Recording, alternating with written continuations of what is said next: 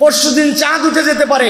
আপনার এই আমলটা করার জন্য চেষ্টা করেন। ছেলে মেয়ে যারাই কুরবানি করবে তারা যদি আমল করে, হাজিদের অনুরূপ একটা আমল তার আমল নামায় যুক্ত হবে। একটা গুরুত্বপূর্ণ আমলের কথা বলবো আপনাদেরকে প্রিয় ভাইয়েরা, সেটি হচ্ছে অনেক হাজি সাহেবরা হজের উদ্দেশ্যে রওনা হয়ে গেছেন, অনেকে চলে যাবেন, কিন্তু সকলে যেতে পারে না। কিন্তু এমন একটা আমল আছে যেই আমলটা করলে হাজি সাহেবরা হজের সফরে যে সওয়াব পান, আল্লাহ রাব্বুল আলামিন ওই আমলের দ্বারা যারা নিজ এলাকায় থাকে ওই এলাকাবাসীকেও আল্লাহ রাব্বুল আলামিন হাজিদের মতো সওয়াব দান করেন। নবী করিম সাল্লাল্লাহু আলাইহি ওয়াসাল্লাম বলছেন, ইযা রাআইতুম হিলালাযিল হজ্জাতি ওয়া আরাদা আন আহাদুকুম আন ইউদাহহিয়া ফালিয়ুমসিক আন শা'রিহি ওয়া আসফারিহি।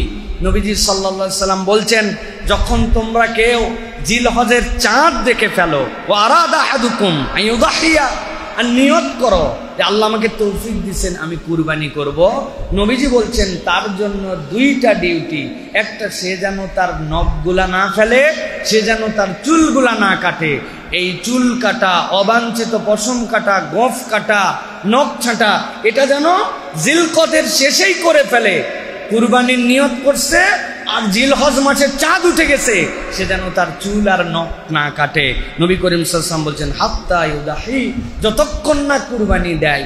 এই আমলটা যদি কেউ করে, হাজিদের অনুরূপ আমলের সওয়াব সে পেয়ে যাবে। সুবহানাল্লাহ।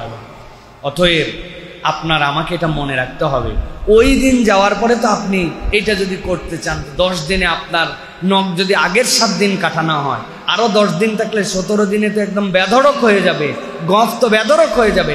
এই জন্য আমাদেরকে জিলকদ মাসের শেষের হিসাব করে প্রস্তুতি নিয়ে আমাদের এই আমলটা করার জন্য চেষ্টা করতে হবে। অন্যকে জানাই দিবেন যে এই যে জিলকদ শেষের দিকে কিন্তু আগামীকালকে চাঁদ উঠে যেতে পারে, পরশুদিন চাঁদ উঠে যেতে পারে। আপনার এই আমলটা করার জন্য চেষ্টা করেন। ছেলে মেয়ে যারাই কুরবানি করবে তারা যদি আমল করে, হাজিদের অনুরূপ একটা আমল তার আমল নামায় যুক্ত হবে।